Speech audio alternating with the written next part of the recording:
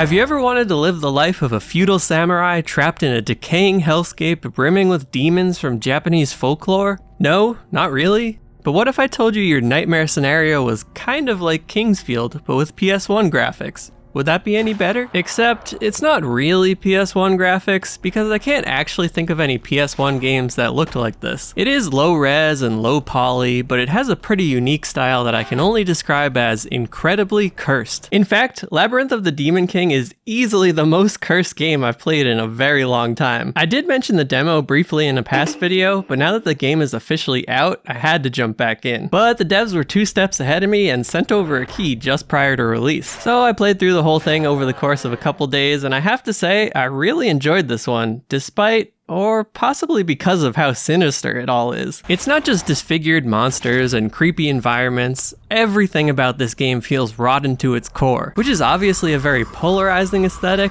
but I think they nailed it here. The game has a handful of cinematics, but looking back, I think every last one of them is devoted to introducing a new, grotesque character or monster you have to face. They're all totally excessive, but at the same time, these grungy, discordant cinematics add a lot of flavor to each new monster you run into.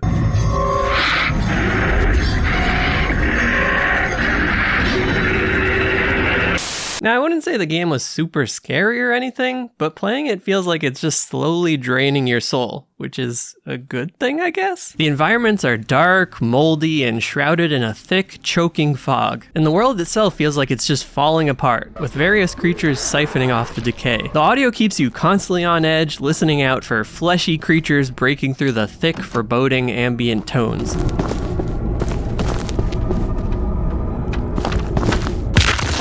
It's a deeply evil game, not just in terms of what you see and hear, but also in the gameplay itself. Now, I've never played Kingsfield, but everyone says this gameplay is sorta like that, so I'll defer to them. To me, I think a lot of the Souls-like influences are on clear display here. You've got the slow but methodical stamina-based combat, a variety of weapons, items, and magical talisman abilities to mix things up, interconnected levels you have to backtrack through to unlock shortcuts, a minimalistic storyline mostly revealed through some scattered text, and a home-based type area where helpful NPCs gather to sell stuff and upgrade your gear. They've even got a nicely themed Estus flask in the form of some matcha you can brew in a tea ceremony to bring on your adventures. It's a nice little reprieve from the otherwise oppressive world, even if the friendly NPCs are a little off-putting. They can talk, but their voiceover is comprised of strange, discordant sounds.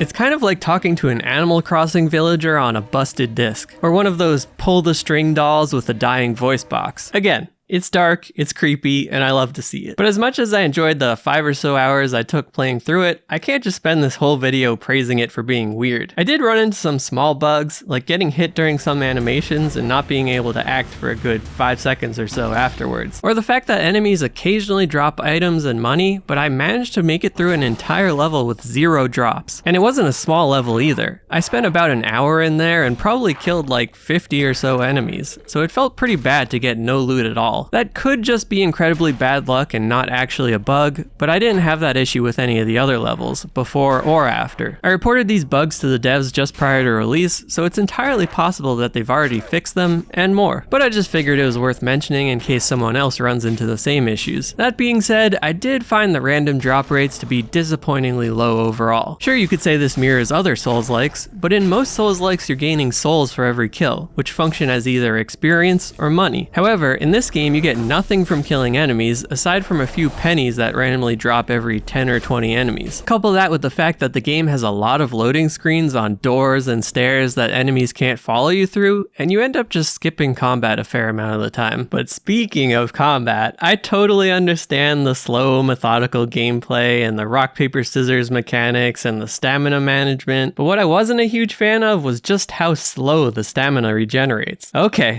here we go. Time to rant about minor game design decisions regarding stamina systems. So, whenever you attack, dodge, block, whatever, your stamina drops. often by half or more. And when you run out, you basically become stunned, barely able to move or act until it comes back. As expected, your stamina doesn't regenerate for a couple seconds after taking any action. Practically, this means you can't usually regen stamina in combat unless you run away and force the enemy to catch up to you. But even once you do start regenerating, you only get a few points per second. So you can spend your entire stamina in 2 or 3 actions, but you need a solid 30 seconds or so to get it back to full. Far slower than any Souls-like game you might be familiar with. There are stamina consumables you can use, but I feel like they're just kind of a band-aid for the very restrictive regeneration. Like, the combat flows nicely when you're burning items, but obviously you can't always do that, so the rest feels sluggish in comparison. Not to mention you can quickly run out of items from dying repeatedly on a boss, only making the encounter that much harder in the end. And you don't even regenerate faster out of combat, and since sprinting stops your regen, you end up crawling around the level in between fights just to get back to full. For these reasons, I put almost all my upgrades into stamina, which made things feel a little bit better, even if it took a long time to get there. And I think that stamina regen might be percentage based, because I noticed that it started increasing by 4 per tick instead of 3 near the end of the game. So in essence, I'm saying put your upgrades into stamina, and you'll thank me later. But hey, I might be the outlier here. I'm sure there will be people that love how sparing you have to be with your stamina, leading to more deliberate gameplay, if that's what you want to call it. And it is obvious that the game is heavily designed for the stamina to function this way, so I wouldn't expect it to change. But I do still think they could alleviate the problem a little bit by increasing the regen when you're out of combat. Other than that, I did enjoy the combat system in general. The variety of weapons and magic powers were pretty cool to see. For a small indie project, I think everything was actually executed pretty well, despite my previous rant. So if you like the idea of a Japanese indie horror Souls-like, I can wholeheartedly recommend this one to you. On the other hand, if you just want to play an extremely cursed game, I don't think you can go wrong here. I totally understand that this is a niche title that isn't going to appeal to everyone, but I had a lot of fun with it. After I finished the game, I was really hoping to see a new game plus so I could continue upgrading weapons and trying out different stuff.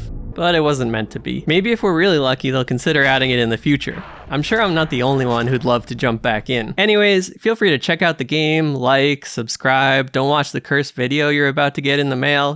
You know, the usual stuff. But other than that, I hope to see you all in the next one.